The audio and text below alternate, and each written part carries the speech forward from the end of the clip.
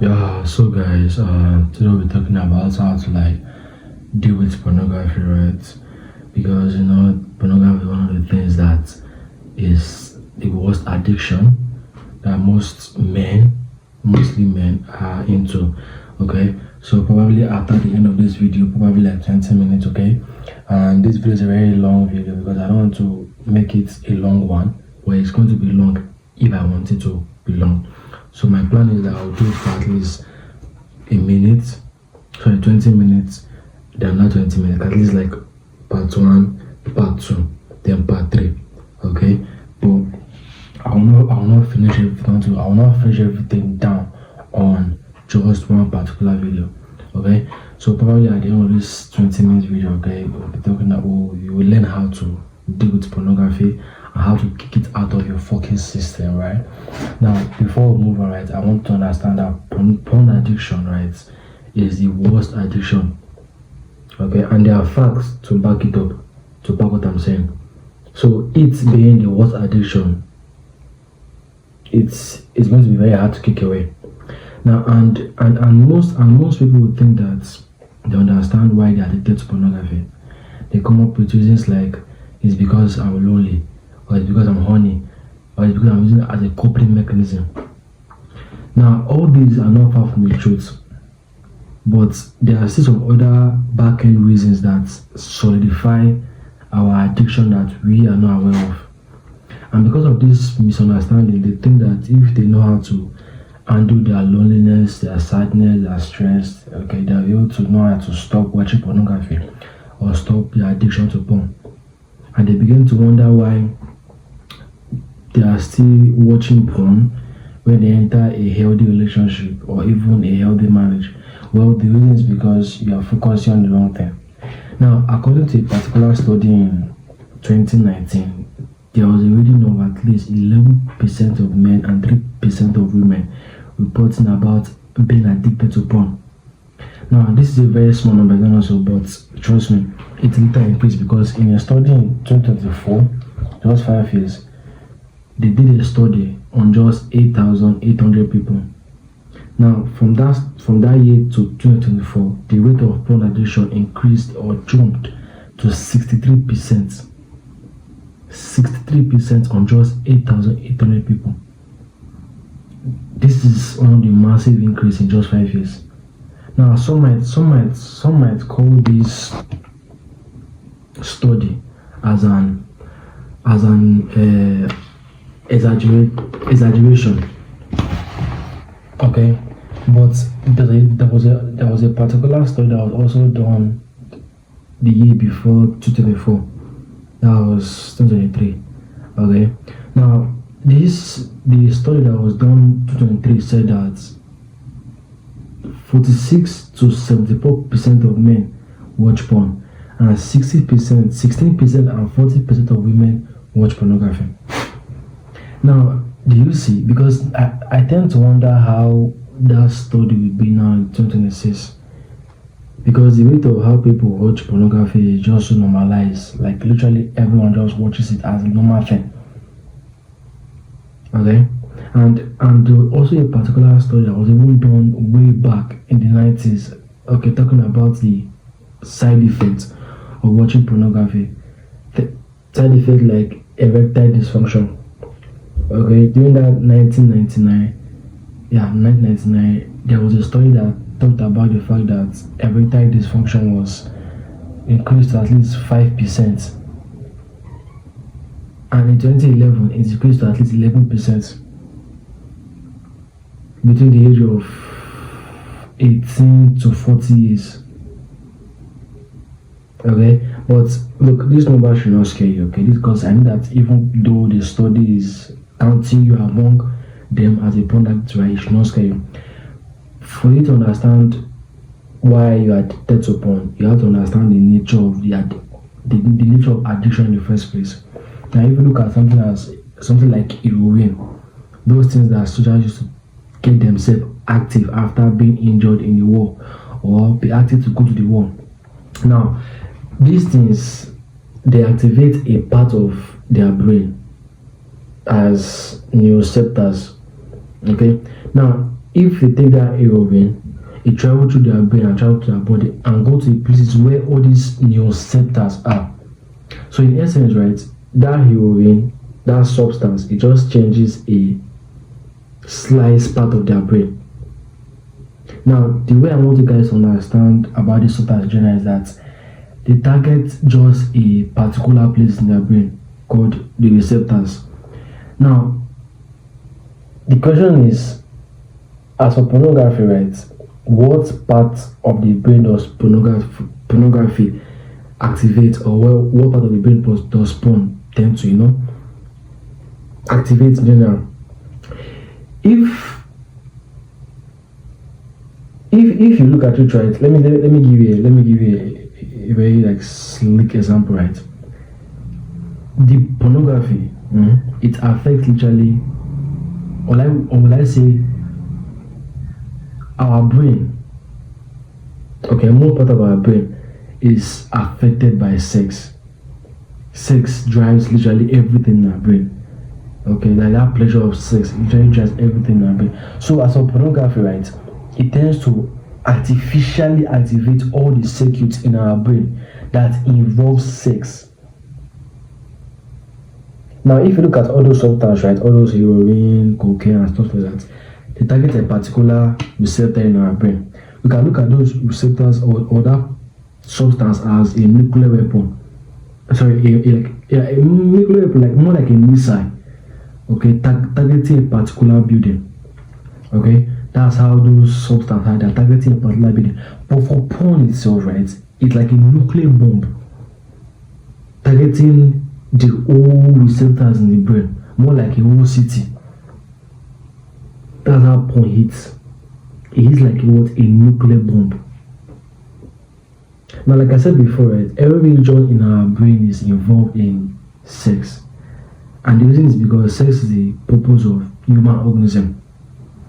Okay, and I will not call it a misconception, but the thing that most of us tend to think is that our human organism produces eggs and sperm. But there's an equally way to look at it. Okay, eggs and sperm produce the human bodies, and the human's purpose, or the human's body purpose, is to procreate. Because the sperm in our first parents, right, they sat down and they were like thinking, okay, how can I live forever? And after thinking, they were like, okay, no, let me make this human biological organism that can be able to propagate sperm. Because as you know, right, organisms that don't procreate, they end up dying. They no longer exist. That's why we have all these extinct animal.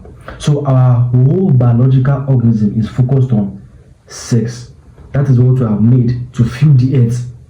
So anything that activates those parts of our brain, we tend to get active. Okay, and that's what porn does. It will activate every dimension of your being. It's artificially activate every dimension of your being. So overcoming porn addiction is not solving one particular thing like loneliness, stress, finding a purpose. No, it's about solving everything associating with the addiction on the back end that we don't even know about. Okay, now if you look at cravings, right, what activates our cravings? It's our sensory inputs. What we see, hear, or taste, it can activate our cravings. So for our porn addiction, our sensory input is highly in play. That's why when you see all these porn stars or all these OnlyFans creators, right, they have a robust Instagram that when you open their page, what you see can instantly activate your cravings. Now, the sensory input has induced your craving. Now, why is it important? It is because most think about, or let's say most people they tend to rely on willpower. That if you have enough of willpower, you can be able to overcome the urges to watch porn, which is not far from the truth. But you need to understand that there's a limit to your willpower. Okay, there are limits to how strong you can be to resist your urge. Now imagine that you have a, like, let me say, a 200% level of cravings, and your willpower rate is at least like 50%. Any craving below that 50% of willpower, you can be able to handle it. Okay, but if your cravings goes above at least like 50%, more than 50%, you don't have the sustainable willpower to overcome it or to handle it. Now, most of you will be like, I'll not increase my willpower then, of which you can. But willpower is a diminishing resources, meaning that the more you use it, the less you'll be able to resist. Okay, but there are ways to go about it, right? There are ways to go about it instead of relying on willpower, and that is by reducing your cravings. If you can utterly reduce what comes into your sensory input, you will lose less of willpower. Okay, you will still use willpower, but you will not be highly dependent on it. It's not be, it's like more like, let me say, it's not be an, like, there's a way they put it, right? It's not be an end, it not be a means. Okay, but the main point is that you will not depend on it. Okay, now because look, like I said before, right, pornography or overcoming the porn addiction, right, it touches a lot of side. Right now, if we refer to the dopamine side of the brain, okay, because that one also increase our addiction, and as you know, porn is very dopaminergic. Okay, now there are two things you have to understand when you watch porn, probably a small quantity. When you watch it in a small quantity, you have a small dopamine release. But when you orgasm, that would, like, for men, when you release, when you come, okay, when you orgasm with porn, you get a huge release of dopamine. And why it is? Because the reason why you have that huge release of dopamine is because you have indirectly procreate, of which that's the main purpose of we humans, to procreate. And if you know, the meaning of procreate is to what? To share, to give out. Okay. Also, for our dopamine, right, it gives us three things. I want to guys put our dopamine gives us three things. It gives us pleasure, cravings, and most importantly, the main reason for your porn addiction, right, behavior reinforcement. Okay, so in essence, when you engage in activities that brings pleasure, there will be cravings in the future for that activity that brings about pleasure. So when you watch porn and orgasm with porn, it sends a signal to your brain, okay, to crave it later in the future, and that craving and that pleasure reinforces your behavior to want to do it again. So the more you watch porn, the more you crave it. The more you crave it, the more you are reinforcing the behavior to do it, to watch it again. Okay, and as you keep on watching it, and you are reinforcing that behavior to watch it, you are increasing the height of your craving, and you begin to start requiring more willpower from yourself. And remember, like I said before, willpower is a diminishing resource. Okay, now another aspect of dopamine that I want you guys to understand is that when you get dopamine from one particular source, right, it is very, very hard for you to get it from another source. Okay, if you get dopamine from one source, it's very, very hard for you to get it from another source. Now, I will not say if, okay, but we all have a limited, I won't say, let me just call it a limited amount, enough of dopamine, okay, to go out in a day. Okay, we all have a limited amount of dopamine to spend in a day. Okay, that has been like stored up in our dopamine tank. Now, if you engage in a high dopamine tax at the beginning of your day, you have less dopamine to refuel other behaviors for the day. But just a minute ago, I said that dopamine it gives us behavioral reinforcement. Okay, so if you engage in a task that reinforces dopamine and brings about pleasure, what will happen? You tend to crave it to do it again, and then you have that behavior of reinforcement to want to just keep on doing that shit, right? Now, let me give you an example, right? If you study, okay, probably in a day you study, right, and you enjoy that studying, now because you enjoy that studying, you have had a release of dopamine, pleasure. Then you want to crave it to do it again the next day. But if you now the next day of which you have so much of dopamine to reinforce behaviors throughout that next day, right?